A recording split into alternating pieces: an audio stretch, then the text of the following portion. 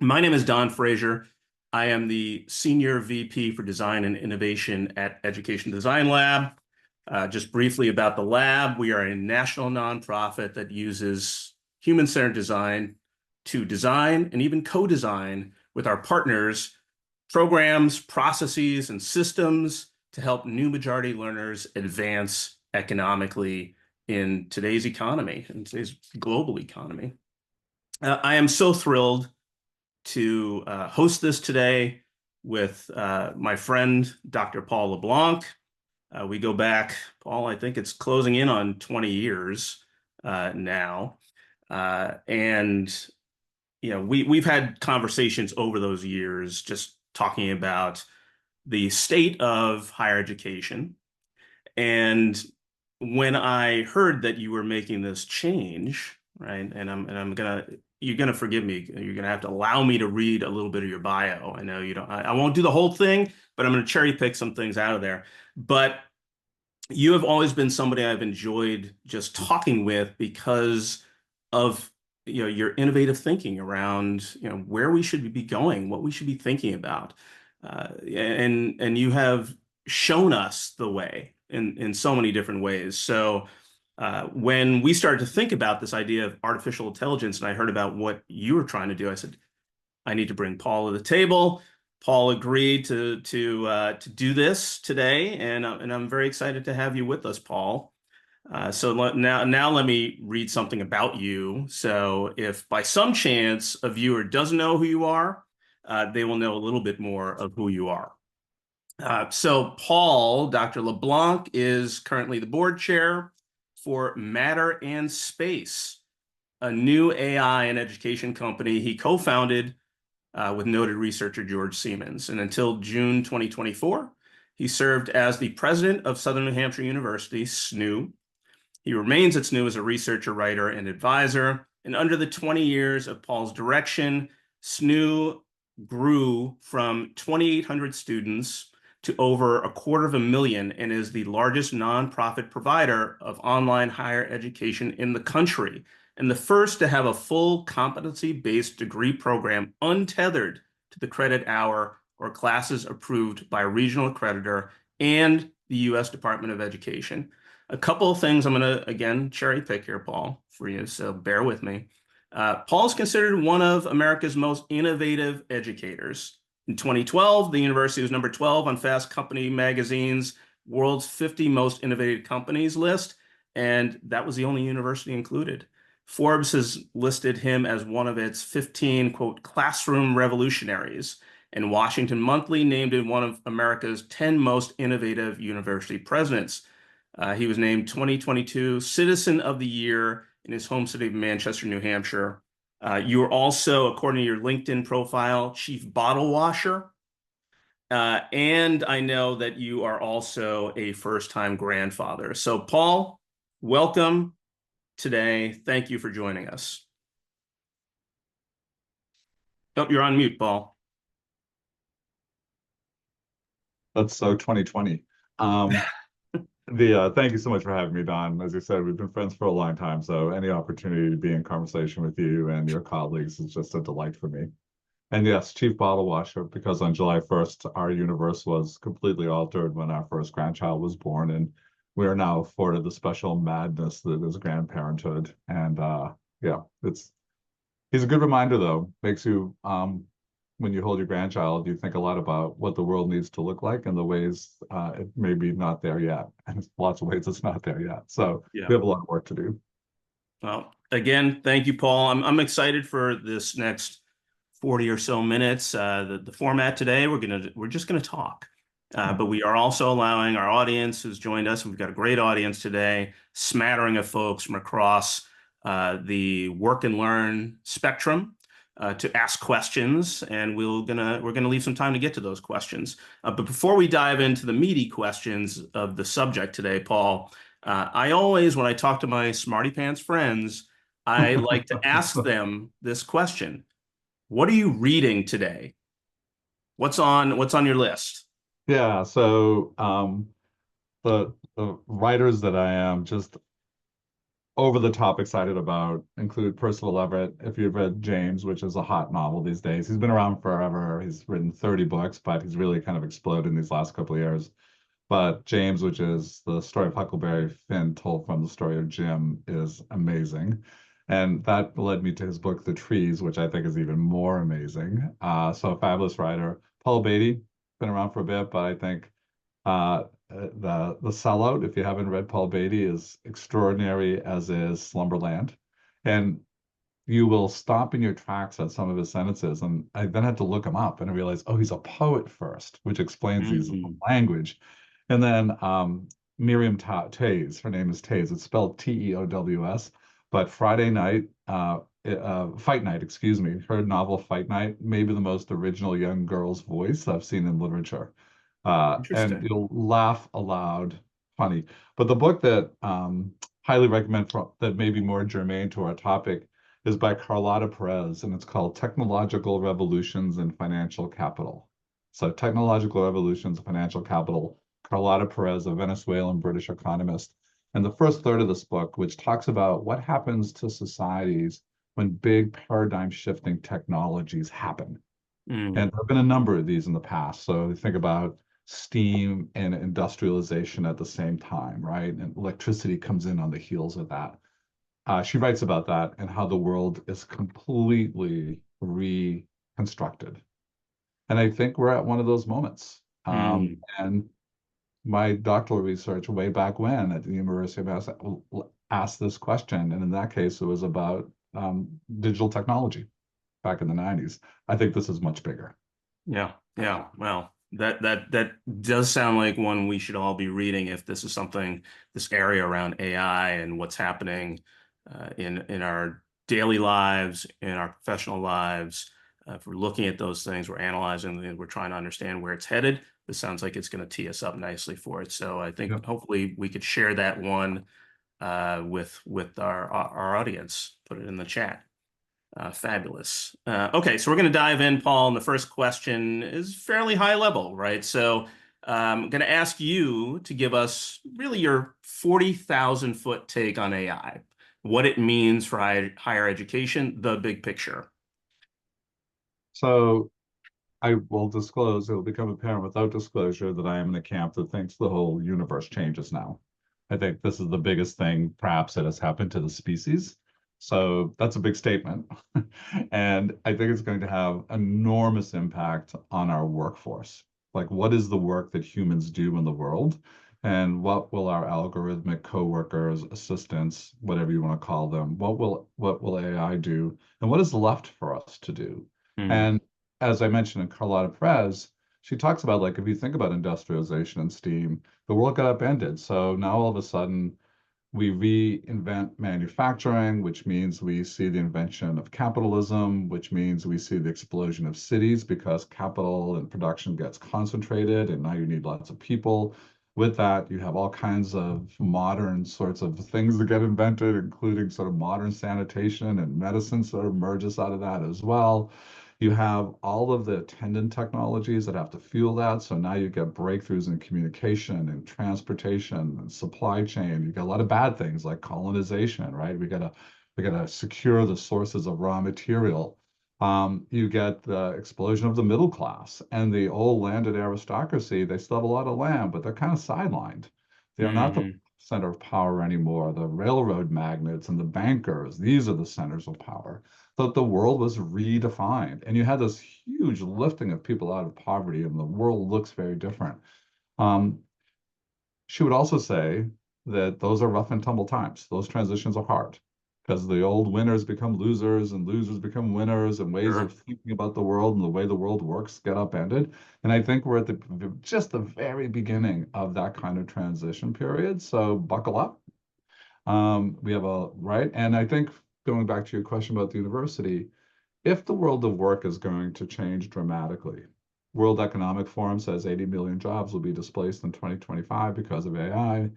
McKinsey says something like 65% of all jobs will be dramatically redefined. David Autor at MIT argues in a really compelling essay about the rise, the reinvigoration of the middle class, and we should come back to that, but that high expert jobs will be displaced. So if you think about how long it takes us to train a doctor and how expensive that is and how we have far too few of them, we can rethink that. We can rethink those jobs. And we can come back to that if you like. But if we in the US largely work in an information age economy, and information processing is no longer, we're no longer the best at it. We now have a technology that's better than humans. What does that mean for us? Like, what jobs get displaced and go away? Would you bet on accounting? I wouldn't. And I think PwC is investing something like $3 billion in AI. It's not so they can hire more accountants, I don't think. So, and I like Stuart Russell's notion. He does this, he's the computer scientist at Berkeley who did a series of BBC lectures. And he said, you know, if you think about the information age and what those jobs look like, and if you roll the clock back and think 300 years ago, if we had said to our ancestors, imagine this amazing, sparkling future where every day you leave home and you go to work in a big box. It's called an office building, but it's really kind of a big box. And you go inside that box to sit inside a little glass box. They'll call it a cubicle, but you look at it, it's a glass box. And you stare all day at a little lit up box called a computer monitor. They would have run in the other direction. And yet, that's what a lot of the information economy workforce looks like. And maybe it's not the worst thing in the world to think that those jobs get displaced and that we can move into the jobs that humans are really great at, that make us feel better, that make our world better, that make our community better, that makes help people be better. And those are human jobs, or what I would call care economy jobs. So if we could go from the knowledge economy to the caring economy, where we actually value and support and pay teachers and social workers and coaches and counselors, we could flood our K-12 system with amazing people, right? And AI won't do those jobs. We could rebuild a mental health care system that's been absolutely decimated. We use our prisons now as mental health care facilities. Imagine those jobs. AI can't do those jobs. We could rebuild our infrastructure in this country. AI can't do those jobs. Will AI help? In all of those jobs, it will help. But those are fundamentally human jobs. And they make the world better when we do them well. But we live in the information economy. Those jobs aren't very valuable. We try to pay those people less, have fewer of them. We don't like to put taxpayer dollars. That's the stuff that gets reordered. That's what gives me hope in Palada Perez's framework. Mm-hmm. So in that model, what is a university for? If we today are knowledge factories training knowledge workers for a knowledge economy, what happens if that's not what's needed of us? What will we train for? And I think that we're going to, my big bad, if I was to predict, and by the way, crystal balls are notoriously faulty, but if I were making a bet, I think the invitation here is to rethink and shift the light from a focus on epistemology, ways of knowing, what should you know, what's a college major at the end, if not an answer to the question, what do I need to know to be an X? What do I need to know to be an art historian? What do I need to know to be a lawyer? What do I need to know to be a doctor? If it's a shift from questions of epistemology to questions of ontology, how do you want to be in the world? What is your role in the world? What is your role in a community? What does a society look like? And where do you fit into it? Those are the big questions that are distinctly human and existential, and they get short shrift in universities today. But they may be the most important questions that we help learners navigate in the future. Yeah, I love that. And And if you think that that's a loss, like, oh, wait a minute, I'm not sure about it. I like this idea. Um, think about the state. If the knowledge economy is sort of, just really good for human beings, why do so many people hate their jobs? Why does 65% of folks, when they're polled, and David Graeber talks about this in his last book called Bullshit Jobs, why does 65% of people say I could stop doing my job tomorrow and no one would notice? Right? These are not soul building jobs. These are soul sucking jobs in many instances. And I think there's an invitation to think, wait a minute, those are not jobs that make humans better. Like, can we start to rethink those and let AI do those jobs? yeah, yeah. Well, you did say fasten your seatbelts, and right out of the gate, Paul, provoking some great thought. Well, it's not going to And happen tomorrow. You got some time. yeah, well, this is what we wanted to talk about, right? I Yeah. think that we see so many different headlines in a couple of different camps. You know, there's some people who are terrified, and there are other people who are excited, and you've got everything in between, understandably. And something you just mentioned was this idea of rethinking jobs, right? So if you're rethinking jobs, we have to rethink learning to be able to, or, you know, dare I say, training, right?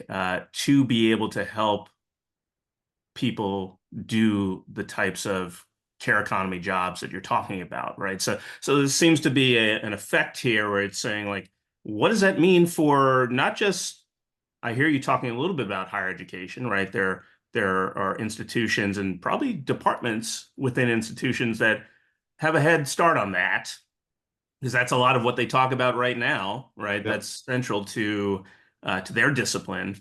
But even further back, right? We have to hold just. I think I grew up in K-12, right? So how do we change it all, right, going forward? And you know, a lot of people would say like, I don't know if we ever get to that point, right? So what's going to drive this change? Yeah.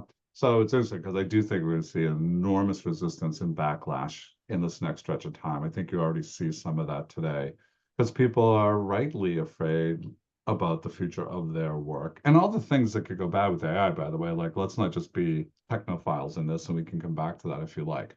But I think people, one of the sort of bromides that you sort of hear is like, don't worry, Don. You're not going to lose your job to AI, but you will lose your job to somebody who knows how to use AI. So just get with it.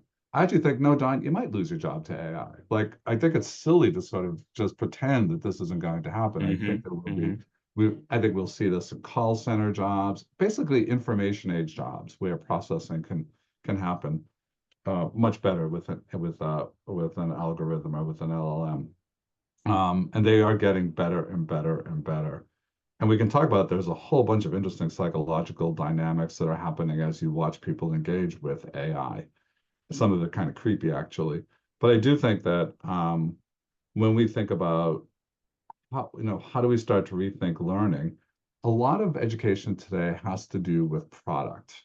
Like, can you write a good paper? If you're in a marketing class, can you write a marketing plan? Can you write code if you're a software engineer? Can you produce artifacts? And in an information economy, I think what we will have to shift from is can you write a marketing plan, but do you know how to use your LLM in order to have it produce the best marketing plan possible? So our shift goes away from the product, like I'm going to grade your marketing plan. I'm going to grade your process. It Hmm. actually forces us to lift our cognitive bar, right? And get out of the weeds to really understand. And then there's a really compelling piece in last week's, excuse me, Inside of Higher Ed, written by a philosophy professor who makes an argument like philosophy is what we need to teach people, specifically the Socratic method, the ability to ask questions, because that's what a prompt is. A prompt is working with your LLM to ask the right questions and give it the right direction, right? And to do that, you actually have to really know your stuff. You can't, this is not a process of discovery, it's a process of guidance. So when I was having this conversation with writing faculty, and I was a writing faculty member as an academic, which is I would encourage all my students to use AI to write papers now. They were saying, should we prohibit it? It's like, why?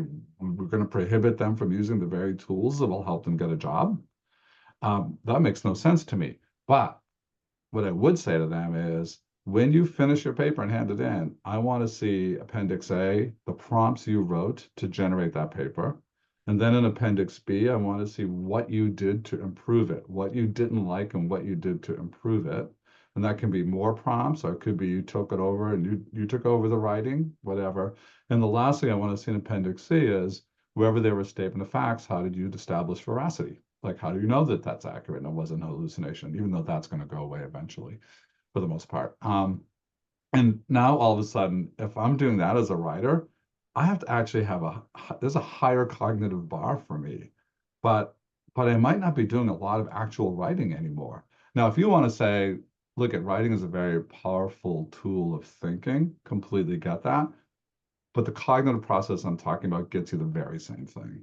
Hmm. And and and there's actually an argument here that that this could revitalize the humanities, where things like philosophy, right, and creativity and meaning making and sense making and design thinking, all of these more associated with the humanities than not are really what we're got. Those are the tools we will need in order to drive these knowledge processes in the ways that we want.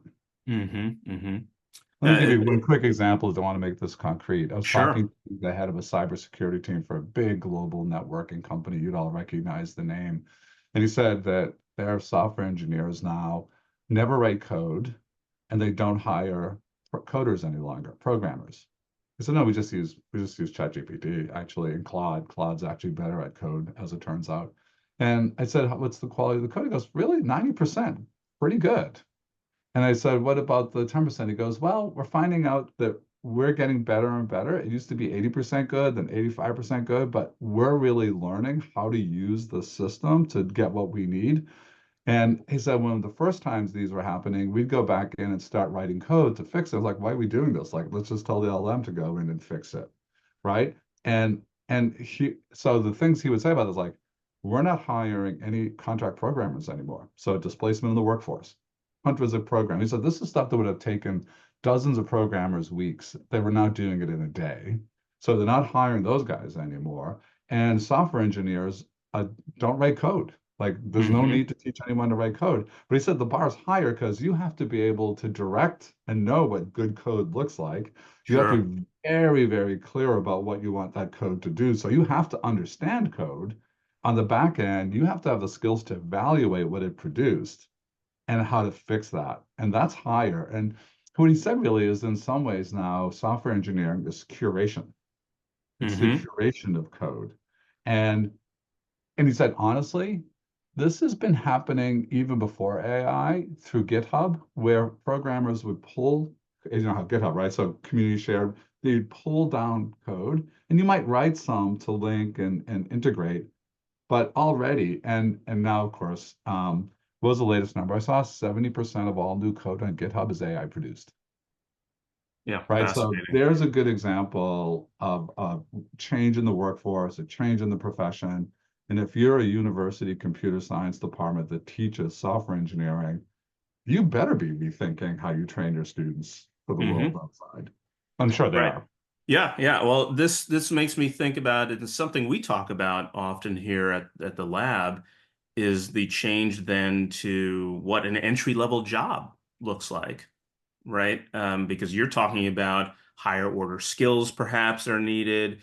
Certain tasks that were associated with those entry level jobs will be replaced, right? We don't need you to do Yeah. those things. So we need you to do something that's higher level, right? So that means, again, if we go back to how young folks or individuals entering an entry level job, because you could have career changers or folks who've been in uh, stuck in a dead end job, but now they want to move into a high growth industry and they have to go through the entry level door. So if that entry level is changing, then what advice would you give to college university leaders about how to manage this change? I think there are three kind of phases you have to move through. So right now, the one that where the heat's turned up under the pot and you really have to be on top of this is that you ought to be doing a survey. Your faculty and department chairs and deans ought to be looking at every major, every course, every program and saying, what are the tools my graduates will need if they're in this course of study in order to be competitive and successful? Like, how is that world changing? How's nursing look different? How does engineering look different? How does software engineering look different? And I have to make sure that, and it's faster than universities are used to working on these kinds of things, that my students are learning those tools. So the recent poll about 3, 4 weeks ago, I'm sure you saw, 75% of last May's university graduates felt that they graduated without the proper preparation and the use of AI. So they Mm-hmm. don't feel well served by their universities right now, given the world of work they're entering. Same week, coincidentally, separate polls, something like 75% of employers said, I would no longer hire somebody who doesn't know how to use AI tools. Yeah, So that's yeah, your first imperative, right? Your right, right, task right. is to make sure your students are ready. So I think I'm talking to colleagues, and I think the ones who get this, Their mandate is, I want every department going through this process and telling us what they need, how they have to think about curriculum different. So that's the first thing. That's short term. Same time, I think universities can be looking at their administrative processes and things they do in the back office functions, et cetera, and saying, how can AI help us reduce costs, be more productive, serve more people with students with the same number of people? Um, because as you know, so many institutions are threatened right now. So anything that improves their business operations and AI can be incredibly helpful there. That's phase one. Phase two is this longer question of what's your theory about the future of work? Like, what's your theory about the workforce? And then start aligning your majors. Like, what are you going to phase out? What are you going to introduce? There are 800,000 open data science jobs. You might want to offer more data science. I'm not sure you should offer more accounting. Maybe in the short term, it'll be the same, but this is a medium term question. Like, where do you Mhm. think the world will be in 4 years, 5 years in terms of what work looks like? And then I think the further out from that is, um, are we doing the kind of work and organizing ourselves to, in some ways, reinvent ourselves, to be a threat to ourselves? Where do and this is the classic skunk works, Clay Christensen, disruption innovation on the margins. Like, and that isn't a big effort. That's actually like a small team of the smartest people you can find who are really thinking provocatively about, if I'm sitting at pick a university, Tulane, I want a small team reinventing Tulane. Like, what does Tulane look like in 5, 8, 10 years? Mhm. Um, I just think that you you want to have a shaping hand on change and not have change come at you. Sure. Oh, Yeah. really come at you. Yeah. Well, that sounds like both an exciting endeavor, right? To think about 5, 8, 10 years, also a massive challenge, right? So sounds like there's a business opportunity there, and also wonder if how can AI help in that? So it sounds like we want to think about how to better serve learners so that they're prepared, and also can AI be an aid for colleges and universities in doing this work, the human in the loop, right? As a lot of folks in AI will talk about. Um, I want to bring up another point here or topic, and I'd love you to respond to this one, Paul. Um, one of the things that we discuss a lot here is equity, right, and responsible AI and biases, right? When we know that a lot of folks are very concerned about this. For you, what frightens you about AI? Because you teased that a little bit earlier, and within that context, what are the implications for equity and serving students, learners, communities who, as we know, are too often disadvantaged or left behind when there are these type of technological advances? Yeah.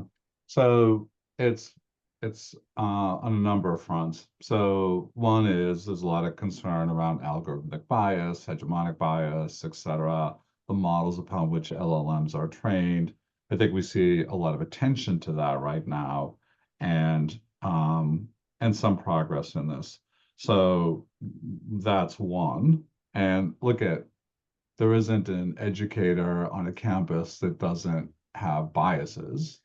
It just simply means we've come of age in a certain place in a certain time with certain lenses and et cetera. And what we hope is to be reflective and conscious of our biases so they're not destructive or that they don't disadvantage others. That's one. Second is the technological gap, though I worry less about that one than some, Mm. because I think we see there's an interesting effort. The Chronicle of Higher Ed reported on this, a kind of community-based attempt to bring AI, develop AI in Africa in ways that would make it more within reach and more affordable. We're now seeing breakthroughs in small SLM, small language models, or Apple is now, and Apple watches are not inexpensive, but you're not going to have AI on your watch. So now we don't have to be connect now bandwidth issues. Like, I do think we're going to get at that. There's an Hmm. environmental dimension. We know that this is, an enormous impact environmentally. We're making progress there as well, but it's not going to keep up with the growth of AI. So we have to grapple with that question. But, NVIDIA last 6 months unveiled its newest chip, which is 25x more efficient than its older ones in terms of energy use. Not 25%, 25x, right? Like there's important work that's being done in that respect. Right now, when people are using LLMs, it's like using a battleship to do this tiny little thing, right? So we're going to right size our LLMs for the various tasks and train them differently, and those are the things that we talk about. I'm just going to sort of stay with education for a moment and equity because Sure. we could talk about AI warfare and AI and lots Yeah. of terrible ones that would scare all of us and keep us up at night. But when I stay with education, I do I do think what we're going to get is the ability to have the highest level of expertise now available to the least advantaged learner. So I'm going to say Mhm. that again. Um, Having the most expert teacher, access to knowledge, ability to do knowledge work has been often tied to where you went to school, what level of privilege, who was the front of the classroom, et cetera. I think that goes away. And now I think someone in disadvantaged circumstances can have access to that which was once reserved only for the privileged. Sure. So if I use David Autor's example, he would say, hey, we can equip nurses in rural communities and underserved communities now with incredible AI that's better than the best doctor. We should come back to that because some of your listeners will be skeptical. Better than the best doctor, and they have the foundational knowledge. They know how to put a line in you. They know how to right. They know how to work with you physically. AI can't do that part. It can help. They have human skills, oftentimes better than our doctors. We tend to like our nurses better. And they're of the community. And now they have the expertise that would have been only available if you get yourself to Mayo Clinic or to Mass General Hospital. Now they have that in your rural community in the middle of nowhere. That's also true for learning.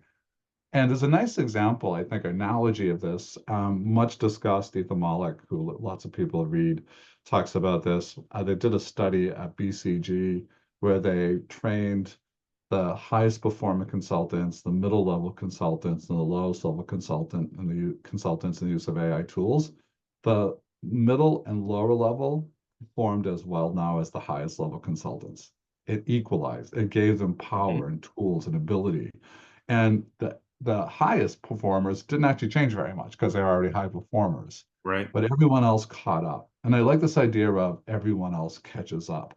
So in Matter and Space, the company that George Siemens and I co-founded, we're trying to build the best teacher, the best learning model you've ever experienced at a radically affordable cost. And I got to meet last fall with, about this time, Prime Minister of Rwanda and the Minister of Education. And when we talked through what we were building, they said, no, we don't want hundreds of this. We need millions of licenses because we have whole swaths of our country where there's no real education happening. And so I think there's an enormous opportunity to close the equity gap here because that expertise will now be in anyone's hands. And amazing tools, powerful tools will be now in the hands of anyone. Doesn't mean we don't have a challenge in trying how to use those tools well, Sure. and by the way, honestly and equitably and ethically. Um, but they're now available in a way they never were. And I think it will be at a radically affordable cost. So this sounds hopeful, Paul, right? Now I think there may be some people who hear this and are threatened as well, right?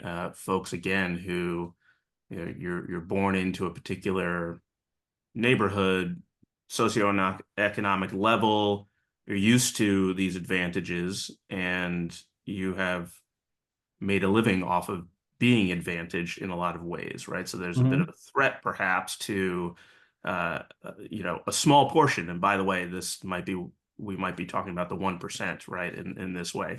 But you're talking about the ability to help 99%, right, of folks who just do not have that at their Yeah, I mean, the privilege manifests in lots of ways that AI won't address in an educational context. It won't put food on your table. It won't give you housing if you don't have it. It won't take care of your basic needs.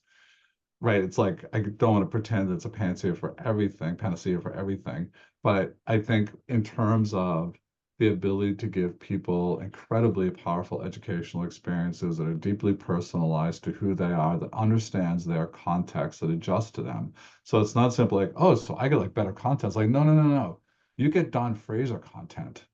You get the content that knows that you struggle with anxiety and gives you tools and supports for that. You get the tools that say, Don, if you want to work to be an X and we understand what you want to be, we're going to work with you to be able to be in that community, in that discourse community, to recognize and honor where you come from and the assets and gifts and strengths you have, but how to frame those and put those in a way that actually allow you to sort of move into this career that you want. It's incredibly powerful. And Mhm. what I often say is that, Don, I can give you the names of Mark Schlafman, Elizabeth Collins, and Helen Heineman, my sixth grade, 12th grade, and best undergraduate professor. These were three teachers that transformed my life. I don't know that they did so because they were particularly good teachers. I'm pretty sure they were. They did so because they knew who I was. They made me feel like I mattered to them. They took the time to know me. They were always available to me. They gave me their time. They raised my sights. I could come in with a paper that maybe I didn't do so well on, and they could look at me and go, Paul, what's going on? You seem out of sorts. And then they could make that pivot in real time. Like we're trying to build Mhm. a learning environment that has that ability to support a learner. And the reality is that I had scores and scores of teachers, and many of them were just fine, but not very many that were transformative. And Mhm. they're kids, they're young people who go through the whole of their schooling and never have a transformative teacher. Never have, right? So I don't want to replace a human who can change your life with AI, but I want to give you learning support that has a lot of that power available to you all the time. Mhm. I love that vision, Paul. Thanks for that. And we're going to get to questions in just a moment from our audience. But I do want to ask, because we're talking quite a bit about change. But I want to ask you this particular question. What doesn't change with AI, right? Particularly as we think about our space, right? So again, we'll stay in our lanes here around education. What doesn't change, whether that's within teaching, learning, the business of learning, what remains unchanged? The criticality of human relationship. When I wrote my book Broken in 2022, I spent a lot of time talking to psychologists and sociologists and Greg Elliott at Brown, a sociologist, coined the term mattering. And the first chapter of my book is called Mattering. And what I learned from people like Jessica Benjamin at NYU and Matt Steinfeld at Yale and others is that you can't actually transform a life. You can't lift someone up if you're not in relationship with them. It's actually the relationship that matters. So Donna Beagle, who writes about those who escape from extreme poverty, she says, paraphrasing here, no one who escaped from extreme poverty ever cited a program, a system, a technology, an approach. You know what they cite? Cite one human being, someone who was in relationship with them, who believed in them, who made them feel like they mattered, who lifted their sights, who said, you're better than this. And I think that when I think about that Rwanda example, and you go to a village where an underprepared teacher overwhelmed with sheer number of students. Imagine if we can equip all those students with an incredible learning platform that is really personalized to them. So their learning accelerates, that they're actually learning, that it's deepening, that it's engaging, that actually evolves with them, right? That actually improves their well-being and wellness.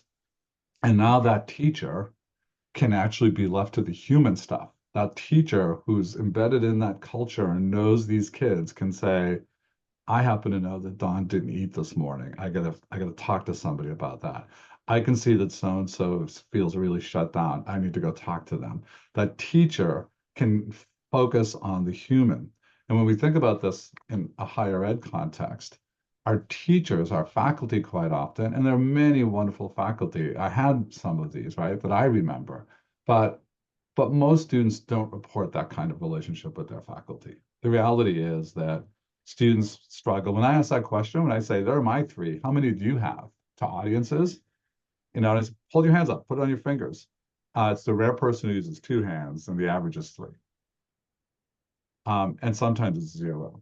Wow. And And what we want to do is be able to rethink the role of teachers. And I would say this, for example, analogous here is physicians. So if you think about what AI is really good at, what's better at than we are, it's better at prediction. It's a prediction machine, right?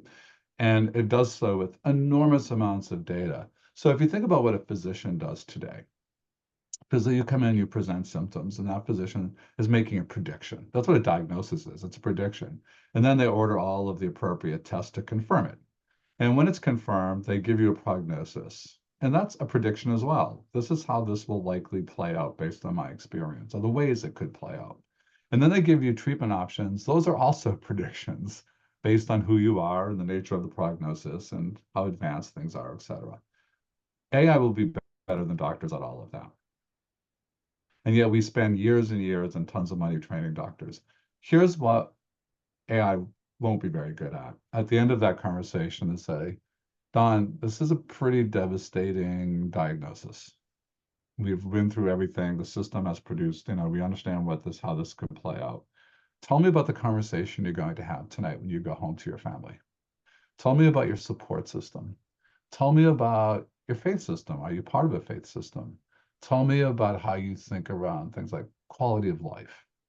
Tell me about your finances and your ability as we think about options. Tell me about how you want to make your decisions. How do you want me to be in that conversation with you as your caregiver? What do you need from me? Like those are human conversations. What Chris Dede at Harvard would say are about judgment and wisdom versus prediction. He makes this nice distinction. So AI is going to be way better than doctors at predicting. But what if doctors could shift their work to they need still know how to use the system, right? They still have to have that high level cognitive understanding. But I'm going to spend more of my time on the human thing, which we crave from our caregivers. Like Sure. the research is clear. When I wrote Broken, I wrote about the incredible transformation at the University of Utah healthcare system by an amazing CEO. And he realized just how poorly the patient experience was when his own wife was stricken with kidney stones. And here he was, the CEO, watching his wife be dehumanized in her treatment. And he set out to change things. And he talked about all the ways he changed the incentives, and so doctors could have more time with their people. But he said, at the end, what our patients craved was that their doctors or their caregivers would know who they were as human beings. That's mattering. It goes all the way back to mattering.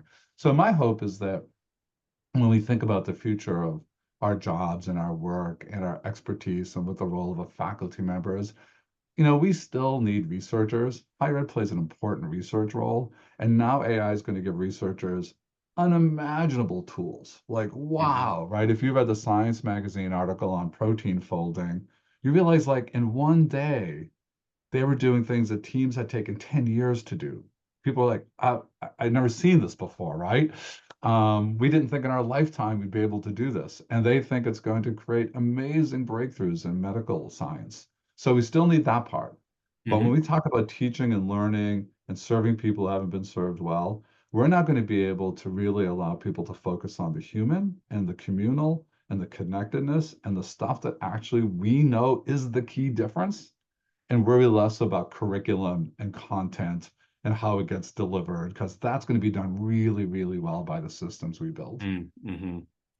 Wow, that's I appreciate all the context and the concrete examples there. Certainly when it comes to doctors, I think you're hitting on something that, I whether I'm talking to my wife or a friend, they'll talk about changing doctors mostly because they feel like they're not heard, right? Or it's the relationship. It's not the prediction, right? Yeah, what's interesting is when now there's this growing evidence that if you use the phrase human in the loop earlier, which again, I think is a phrase that we sometimes do to reassure people, but there's growing evidence, for example, in medical treatment, that putting a human in the loop, putting a physician in the loop actually degrades the quality of the results. Mm. Like, think about that, because like, wait a minute, like, it's easy to imagine someone saying, hey, I'm cool with this. Like, I want all that power of AI. Like, I want the best, most accurate diagnosis possible. But just make sure my doctor is in that mix, like making sure that it's right. It's like your doctor probably doesn't have the capacity of knowing if it's right as these systems get better and better, because your doctor, the best doctor that's trained, that's treated 30,000 patients with this problem, the AI has been trained on millions of patients with that problem. right. right? So we're not there yet, but we're speeding. We are rushing to that level of capacity. Hmm. Wow. I mean, you're giving the audience, myself, a lot to think about. I appreciate it, Paul. I'm gonna go to some audience questions. We got about a little over 10 minutes left. One that, if I look at some themes, right, we talked a little bit about education, skill development. One that I want to go back to is that, when you, for example, talked about coders, right? Is the question is around what you're describing is a wholesale shift, right? A shifting of the value of historical education investment.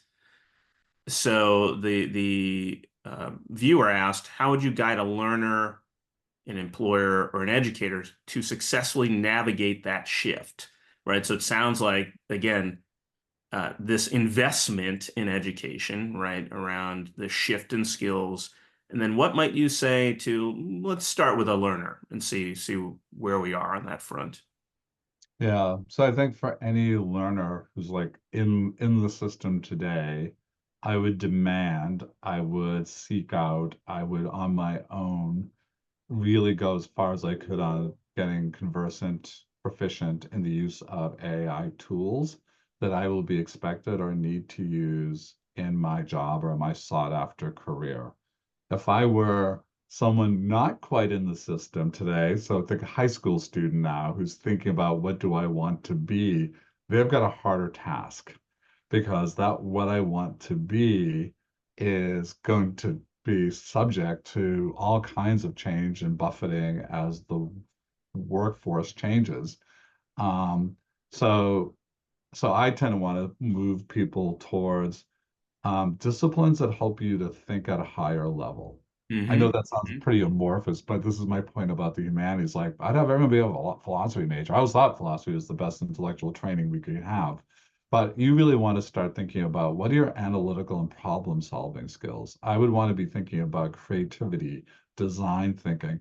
I wish the humanities could reinvent themselves for the age of AI because as they're constituted, I think, and I'm a humanities person, I was the chair of the humanities department at Spring College, but I think they're designed for a different age. And I don't need people to be able to talk about Shakespeare plays at cocktail parties. I need people to think about logic models and how they make sense of things, like sense making, meaning making, creativity, problem uh, critical thinking skills. These are the things. And then human skills. So Hmm. working in teams, navigating difference, wisdom and judgment, ethics. Like these are the realms of philosophy. These are the realms of novels, frankly, right? But with more intentionality about what you're teaching.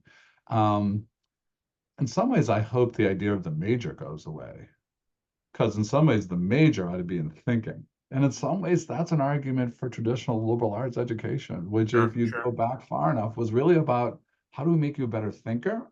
And we'd like to think a better human. And I think we better have a lot of intentionality about how do we make better humans. Hmm. Um, so it's I don't know, like with my grandson Simon, who's all of 12 weeks, at the point when he gets to high school and starts thinking about what's next, I hope this is well sorted. Um, but Yeah, I think there's our actually traditional, a question here, presumably from a parent, and so what should parents be focusing on with their younger children? This viewer asked, or said it's intimidating to think about the career options they may have. So thoughts or yeah, tips? yeah. So one is, I mean, well, I would never give parenting advice in terms of how you should parent your child, but in terms of like, how do I want to prepare them for the world of the future? And remember, like I keep referring to my little buddy Simon, he's not going to know a world in which he wasn't using AI. Like Sure. AI is just in the texture of his world, right? So as you think about raising a child today, I would really want to be thinking about, are they getting an education that really does, in fact, lift their critical thinking? Are they in fact, you know, honing their creativity, their meaning making? Like, how does that happen? How's that happening in their school and the curriculum that they're engaged in? It's not nearly, right? Like we cut arts programs in America unless you go to a wealthy school. So we have to, I would argue that. And then I'd be spending a lot of time thinking about empathy, about the Mhm. ability to navigate change, the kind of resiliency that that requires. And those again are broader, more amorphous skills, but those are the skills that are going to be required to successfully navigate the changes. And then if I were pointing them to industries, I would continue to point them to industries of care. Because I don't know if it's a bet, it's my hope. Mhm. My Mhm. hope is that the knowledge economy, the information economy will actually go away, and that we'll live once again in a care economy or community economy. So healthcare jobs, teaching, counseling, social work. What's your first reaction? Those jobs pay crap. Yes, because in an information economy, we don't value human jobs. But I think Mhm. that's the great flip that I don't know if I bet, but I hope will happen. And I think we would be better for it if it did. And if I were to prepare my kid, God, I'd send them to St. John's. Like I want the sharpest training of the mind that I can give them. And then I Mhm. would want to put them in situations where they learn to be with people who don't look like them, don't think like them, don't live like them, and really develop those skills. And you put those two things together, those feel like they add up to me to high cognitive level of operation with wisdom and judgment, Yeah, I love in that. its And component parts, empathy, care, yeah, yeah. those things. Right. And these are the durable skills, right? That Yeah, and look at regardless of industry, right, have incredible value. And oftentimes you talk to employers, they will say, if I know that you can be empathetic, I will hire just for that. I just don't know how to hire just for that, right? So yeah. uh, they're in And demand. We know this. they are. I mean, there is this tension because CEOs and heads of HR and others will say that I need critical thinkers, I need empathy, I need teamwork, etc. But hiring managers tend to hire for a very specific skill set they need in the Right. moment. And we haven't bridged that. But as more and more of those traditional information age jobs are not actually going to be hiring, they're not going to have, they're going to look for this other stuff, right? This other Hmm. thing. And the value of where humans get to do their work will be in other places. Um, that's my that's my hope. It's kind of my bet, but that's my hope for sure. All right. And Well, it won't be pretty transition, but here's what I'd say, like usually use the word scary earlier. And I really struggled in all of the talks I was giving for the last year and a half about like how to sort of help people be less scared about this. I was like, hey, I know this feels like a world upended, but here's my question to you. What part of the world feels like it's working really well right now? Like, what's working for you? Government? Is that working? Politics? Is that working? The environment? How's that going? Right? PFAS and plastics in your water? Is that working really well? Like, I don't know. Maybe it's time for like a massive change. hmm. And yeah, so that's I can sit there wringing my hands, or we can all jump in and try to figure out how to reshape the world using this incredible technology, this breakthrough that we've been seeing. Well, I think we're all going to be following what you do on this front, Paul. And somebody asked also, and I got just a minute, so see how quickly you can answer this. How do we convince society to fund the care economy? You tell me. I mean, we're in a society that thinks taxes are bad. And I always, Thurgood Marshall said taxes are the price of living in a civilized society. Taxes are what give you arts programs and music programs and better K-12 schools. Look at the reality is these are choices, and our choices are manifest in our politics and our policies. So I know about the convincing part, but I sure as hell know that you should vote. And I think there is right now, I don't know in my lifetime that the choice has ever been more stark between leaders who have a sense of hope and joy and care and belief we can make the world better for everyone versus leaders that foster fear, hatred, and play to our basest instincts. And I think the first you begin with your vote. And then I think Robert Putnam, who wrote Bowling Alone, would say, get out in your community.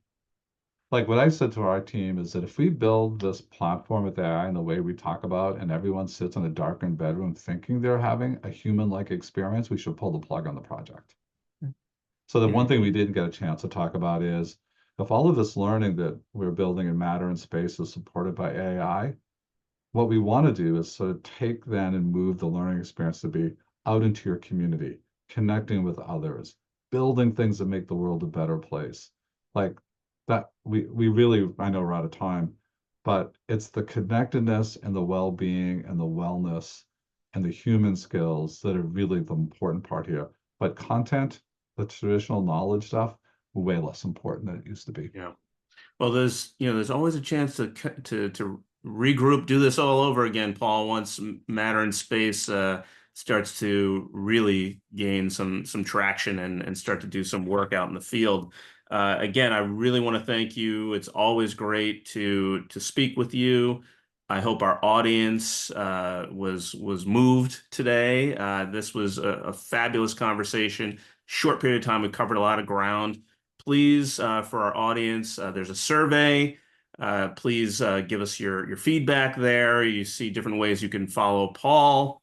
I would also encourage folks to check out our work on Humans of AI, which was modeled after the New York Times Humans of New York concept, where we profile and interviewed a lot of the stakeholders that we design with and co-design with in our work, whether those are learners or administrators, workforce individuals, people, employers.